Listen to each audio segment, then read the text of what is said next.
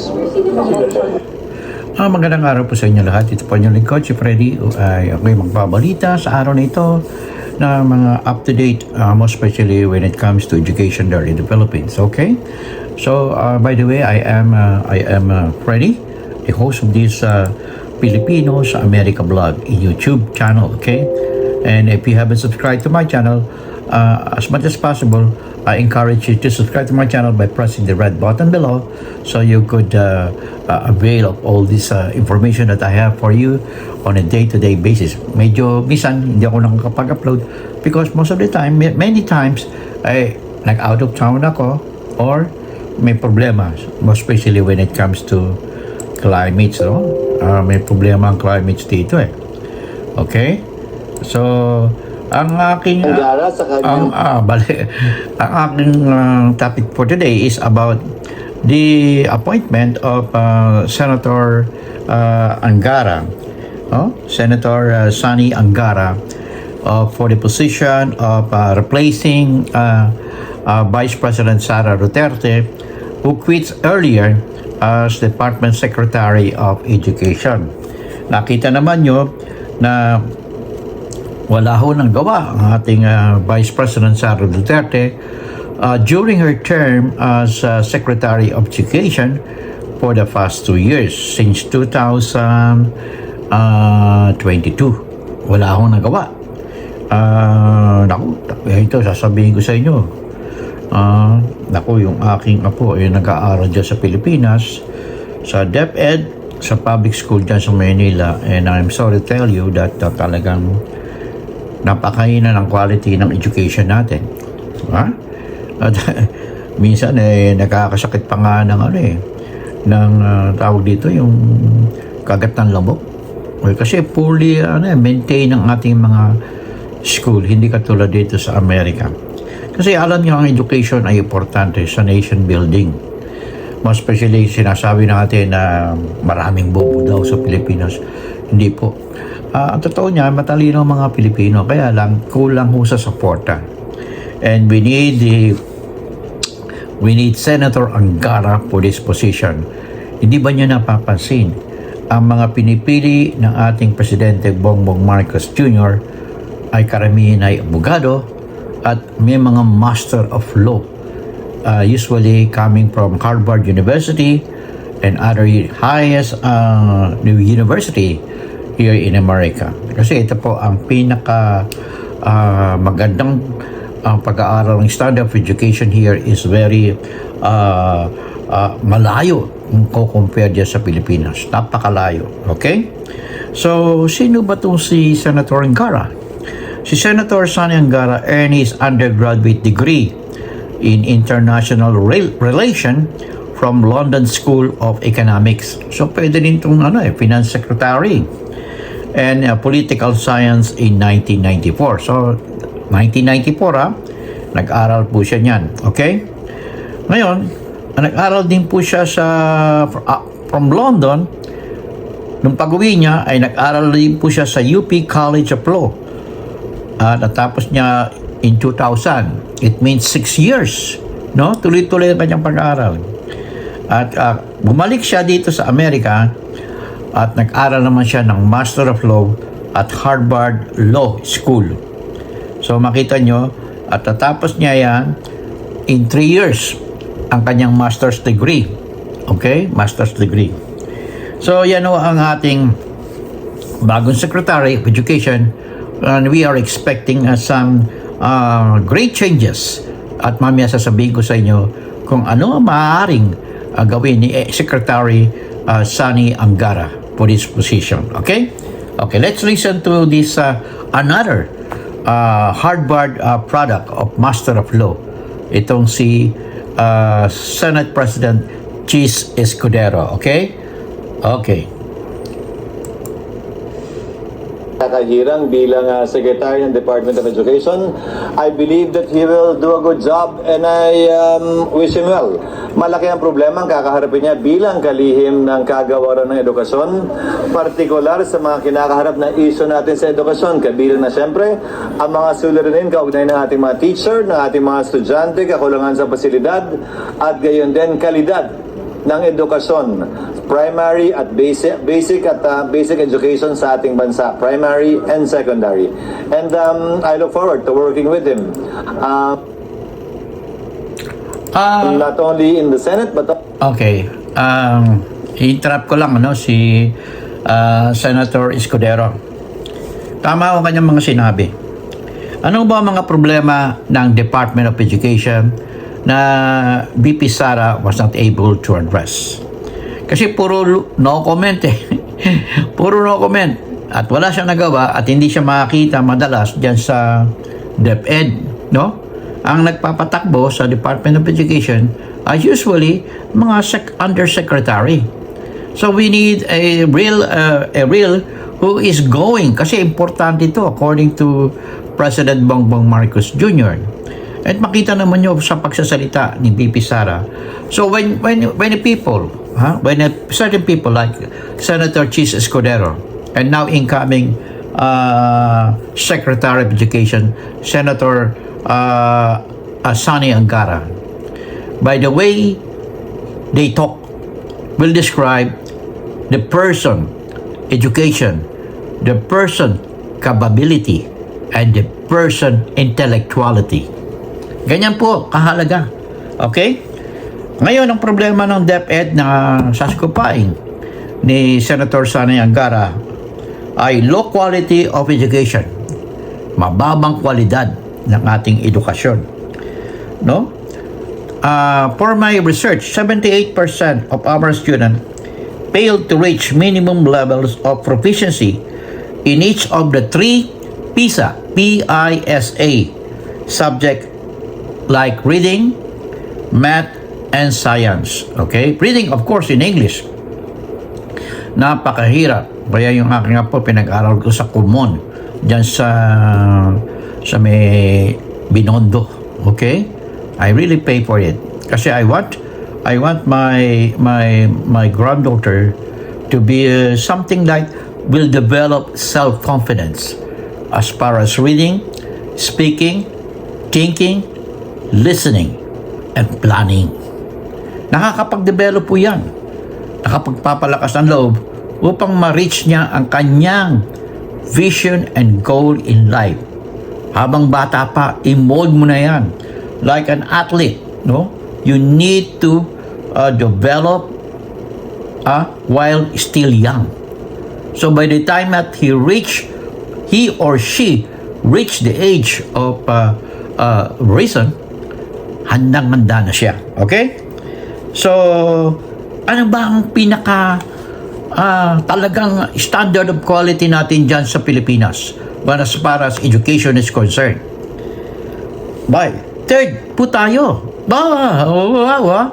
Third from the bottom in science. Wow! Isipin naman nyo, kulelat tayo, pangatlo tayo sa pinaka dulo when it comes to science learning. Sixth to the bottom when it comes to math. Naku, kulelat tayo, no? Sixth place. At sixth place when it comes to reading. Ano mo, tinetest ko yan yung mga bata dyan sa Pilipinas. If we are going to talk to them, if you're going to talk to some, what they learn in school, wala po silang masabi. Napipipi sila. Kasi kaya nga yung aking apo ay nilagay ko sa Kumon. Pinag-aaral ko para getting ready. Kasi gusto ko sana i-transfer siya sa University of the Philippines or sa Manila Science High School. No? Magagaling yung mga public school nung kapanahon na namin. Magagaling yan. Magagaling. And you will see yung mga nag-aral dyan sa Tondo, Torres High School, science class. Abay, magagaling yan. Mga graduate ng science class. Yung aking pinag-aralan sa Jose Abad Santos High School in Binondo, science class, magagaling. Section 1. Ako ay section 2. Pero lumalaban kami.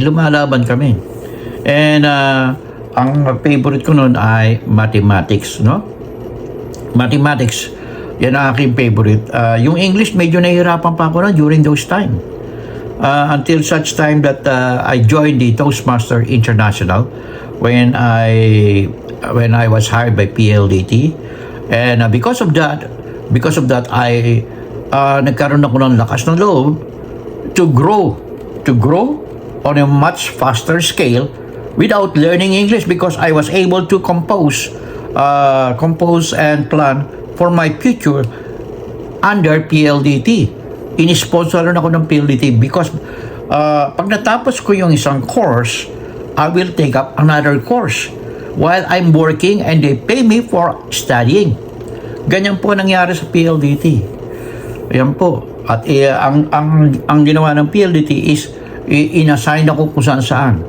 Until my assignment, nag-aaral pa rin ako. Continuous study. Diyan sa Pilipinas, wala po niyan. When you finish a certain college or university, i-stop na ho tayo.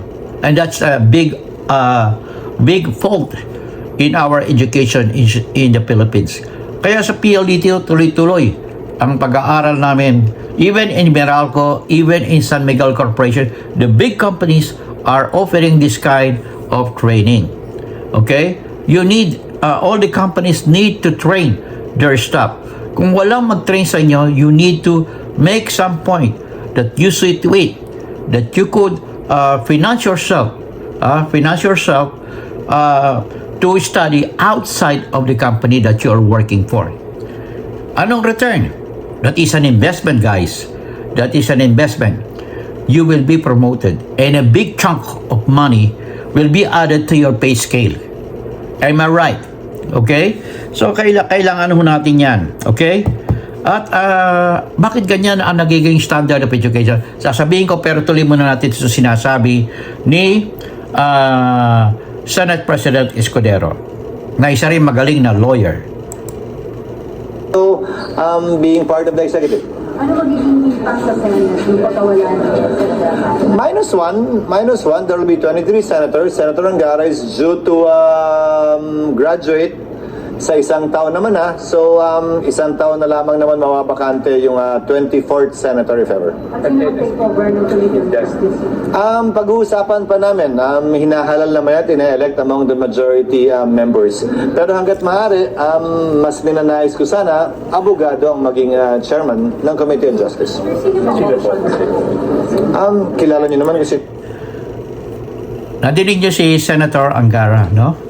Senator Escudero. They want lawyer. Ako, bilib ako sa mga lawyer. Sa mga lawyer. Hindi lahat, Tulad ni BP Sara, hindi makapagsalita ng maayos. No?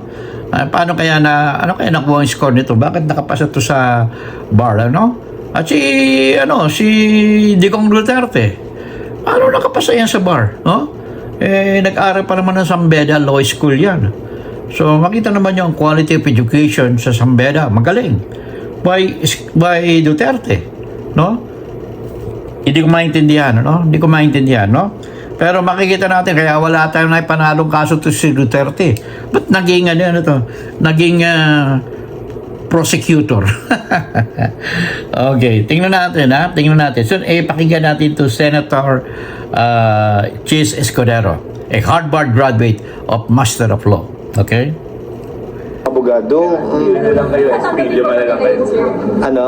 Magbawas naman ng committee si Hindi ko alam, pero titingnan namin kung sino ang ipapalit. Pero ideally, gaya na nasabi ko, sana member ng Philippine Bar ang maging chairman ng Committee on Justice. SP, is it a requirement or... So they endorse Senator Escudero is endorsing a graduate of law to be to head the Committee on Justice. Of course, justice system yan eh. Kailangan lawyer ang kailangan eh. At least pasado sa bar. Okay? Yan ang dapat. Okay? So kayo mga butante diyan sa Pilipinas, ang iisip ko, why are you choosing popularity versus when it comes to electing a person with no education at all, or a high school graduate? Wala kayong mapapala dyan. Just imagine, you're working and you are paying taxes to the government. You expect something from them, and yet they were not able to deliver our expectation of good services. And now we are blaming them for corruption. Look at these people that kulang ang edukasyon. They are cling to making so many problems. Kasi kulang din sila sa edukasyon eh. At ang naiisip nila, hindi yung kanilang profession or degree. Ang naiisip nila ay para yumaman. Di ba? Kasi hindi nila alam ang batas. Hindi nila alam ang batas, mga kaibigan, mga kasama, dyan sa Pilipinas. Tingnan nyo ang nangyari sa ating edukasyon sa Pilipinas. Ang inyong mga anak, paano ba ito yung ibang mga natapos na dyan, mag-abroad. Ano nangyari? When we have a poor education, ano na nangyari sa mga OFW natin? Nabibilibid, nakukulong. Because they don't know how to defend themselves. That is the big problem. Here, I have so many instances that I was charged with so many violation. But that is according to them. But when I make a self-defense in a jury-like manner, I was able to be successful in defending myself at many times. Guys, so it really makes sense if you've got a lot of information, a lot of learning process during your younger years, and you could apply it when the time arises. I'm right.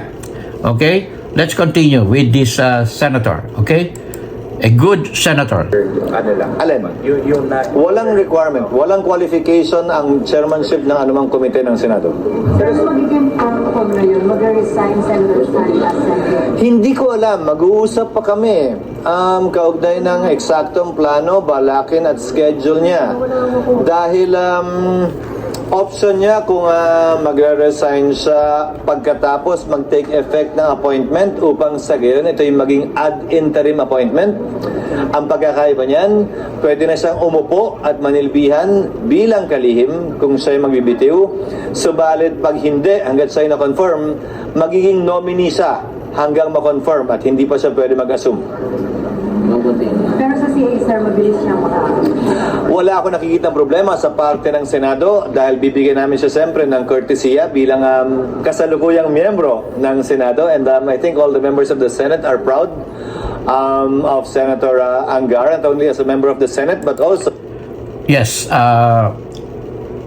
we the people are proud of Senator Sani Angara to be head of the Department of Education in the Philippines. Kasi kailangan natin ang ating ang isang katulad ni Senator Sani Angara. Bakit natin kailangan? Unang-una, ito ang mga problema ng ating mga teachers diyan sa Pilipinas. Underperforming teacher education. Okay? Underperforming teacher education. Ano ba ito? Ito ay yung mga kanilang pag kumuha sila ng board exam, ang passing rate ay napakababa compared to others. Okay? Napakababa. Okay? Kaya medyo itaas natin ang standard of education ng board exam when it comes to teachers, no? Kung hindi man, we need to have a continuing process of upgrading their learning on how to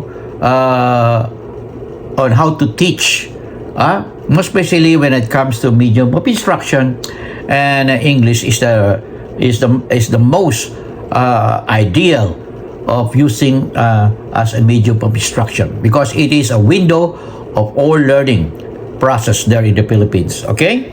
Number 2, inadequate, misguided professional development system in the teaching profession. Talaga naman po kulang Kulang ang sistema ng ating edukasyon dyan sa Pilipinas. So we need to to correct this problem, and Senator Sani Angara can initiate corrective measure to make this issue resolved. Okay? At ang pangatlo ay ang clear progression track. Okay? Ang clear. Alam nyo, dyan sa teaching profession, we need meron tayong mga scale, mga grading system. Grading system kasi dyan sa civil service eligibility, to make yours eligible in civil service, may mga grading system dyan. Maski na doon sa amin sa PLDT, may mga grading system ka. For our being a supervisor, we have M1, M2, M3, M4, M5, and so many until you reach the junior executive. Okay? And in junior executive, Today, hey, expect rainy weather with a high of 88 degrees and a low of 75 degrees. okay, Also, Alexa, stop. tropical storm warning in Meron kasing bagyo rito sa amin and we are preparing for that worst in case it this cyclone or hurricane make a landfall. Okay? Ayan. Yun yung ang clear progression track kailangan nun natin dyan sa teaching profession. Para ma-motivate naman sila. Yung mga teachers natin dyan, ma-motivate. We need also to give them bonuses. Bonuses to make them proud. Kasi kung talagang well-paid sila, ay sisikat yan. Magiging matatag. And tapos magbibigay pa tayo ng katulad ng sa Department of Education, like in PLDT, we have employee development. MDEB, we call it MDEB. Ewan ko kung they are still existing. Or Technical Training Department. We could offer computer courses to all teachers. Upgrading. Katulad ngayon, we are using artificial intelligence. We could maximize the use of artificial intelligence. And we need also the department secretary should initiate to have Congress approve a bigger budget for the department of, for the Secretary of Education to have full support coming from Congress and Senate to have a bigger budget. Okay? And also under the supervision, of course, by the Commission on Audit. Okay? So, yan ang isa sa mga dahilan kung bakit naiwan tayo ng PISA, no? PISA. And we landed always at the bottom among our Asian neighbors as well as in other parts of the world. Okay?